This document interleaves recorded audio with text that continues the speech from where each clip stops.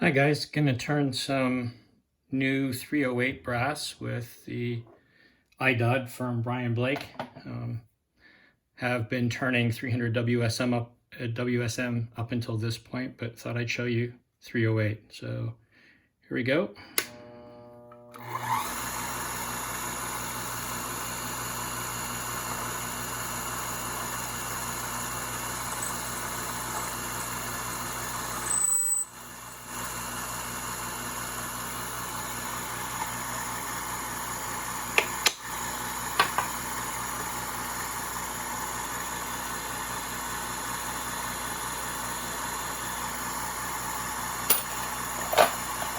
This is Lupua Palma brass, straight out of the box. Haven't done anything to it.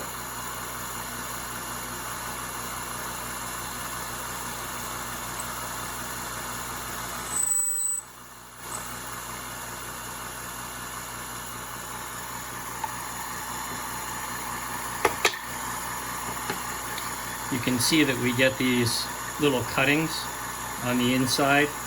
Need to make sure that we take those out before you do anything else with the brass. You don't want that stuff to be going down the barrel.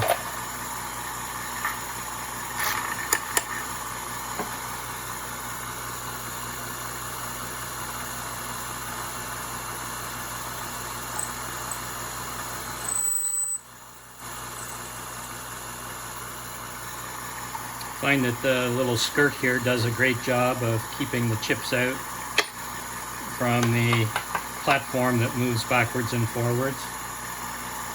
One of the things that I have that makes this a little bit easier, you can see the chips inside. I have a dental pick. Just grab them so I can get them out, and then the rest of the stuff just falls out.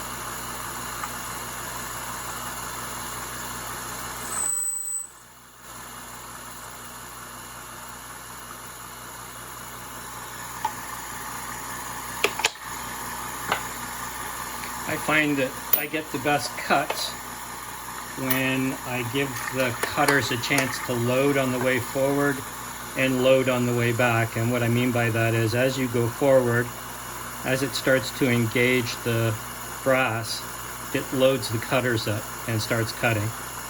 And then you want to feed smoothly until you get to the shoulder cut.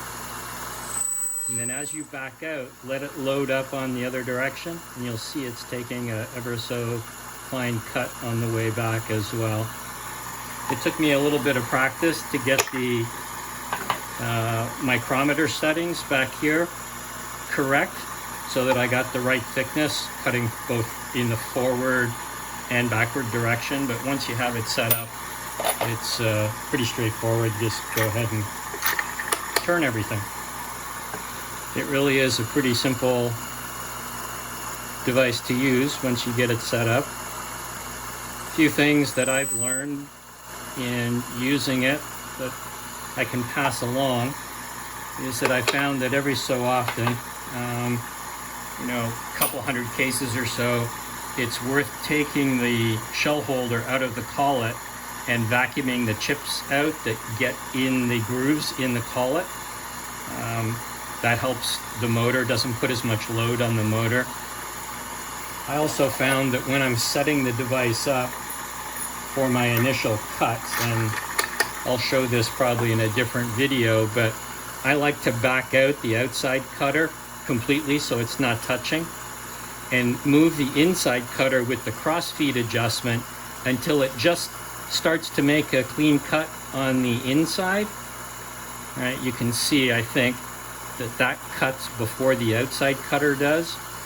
So I like that to engage first, and then I start to move the outside cutter in until I get the desired depth of cut that I need overall. For me, that's the easiest way to set it up rather than trying to eyeball it.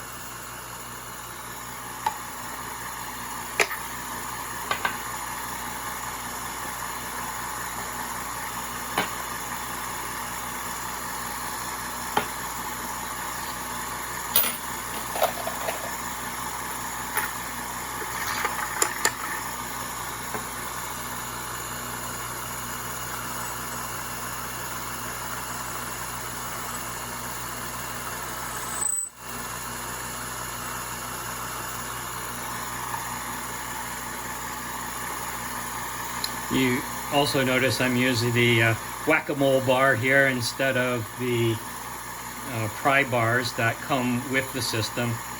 In my experience, I found with the pry bars, especially with the 308 cases, because they have much more taper on the case body than a 284, certainly more than a 284 Shaheen and more than a 300 WSM, that the cases can get jammed in there if you hit them too hard with the ram to seat them.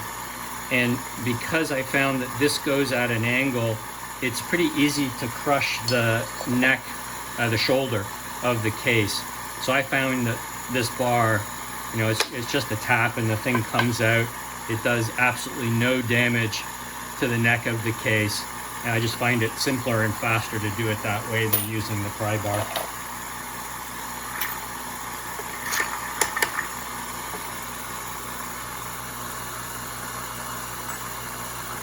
Once you've got the system set up, I found that in terms of repeatability, it's spot on. You don't need to adjust the crossfeed or the micrometer settings as you're going through and doing a batch of brass. I'll probably do 300 pieces in the next hour, and I won't have to touch any of the adjustments while I'm going through this.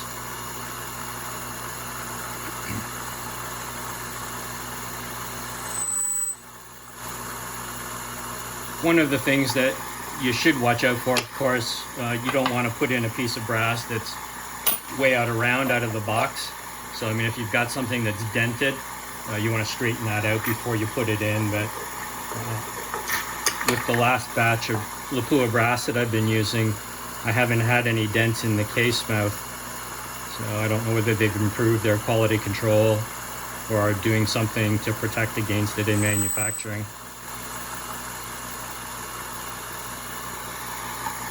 So there you go, guys.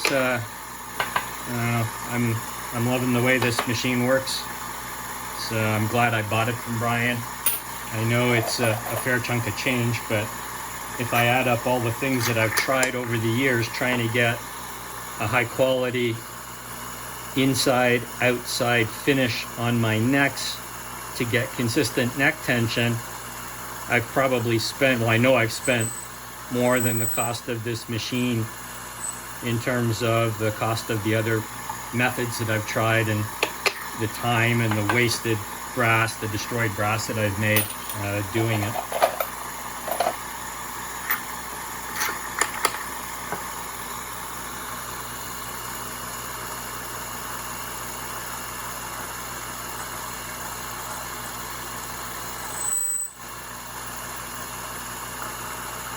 So for me, because this is new brass, the only thing I do after I'm done with this to prep it for firing is I'll full length size it. I'll size the neck down so that I get the inside dimension just below the inside diameter that I want to run my expander mandrel through. I use a 0.307 expander mandrel. I run that in, and by the time the brass springs back, it gives me 0.3065 inside, which gives me 1.5 thou neck tension.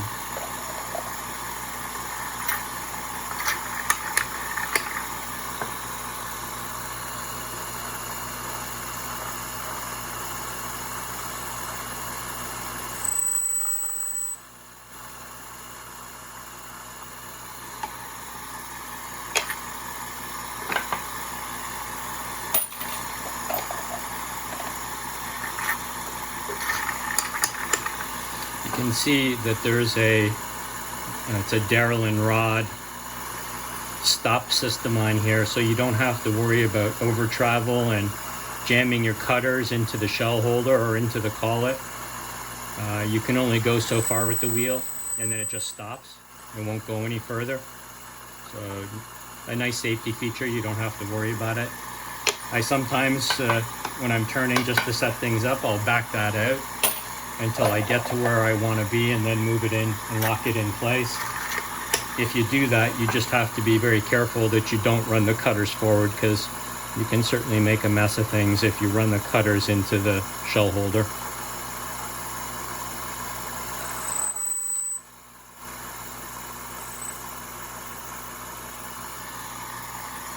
Okay guys, thanks for watching.